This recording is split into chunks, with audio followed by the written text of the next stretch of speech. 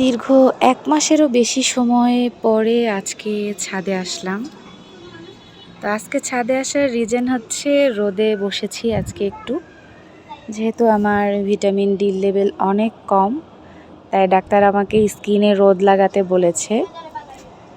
তো এই জন্য হচ্ছে আমি আজকে ছাদে এসেছি। যাদের ভিটামিন ডি লেভেল একদম কম তারা আমি বলবো মেডিসিন খাওয়ার পাশাপাশি যদি আপনি একটু গায়ে রোদ লাগান, মানে স্কিনে রোদ লাগান, অনেক বেশি ভালো ফল পাবেন। তো মৃদু মৃদু বাতাস ছিল, তার মধ্যে গায়ে রোদ লাগাচ্ছিলাম, ভীষণ ভালো লাগতেছিল। আর একটা ইম্পর্টেন্ট কথা, সেটা হচ্ছে সকাল ৯টা থেকে দুপুর ১টার মধ্যে এই রোদটা লাগানোর চেষ্টা করবেন।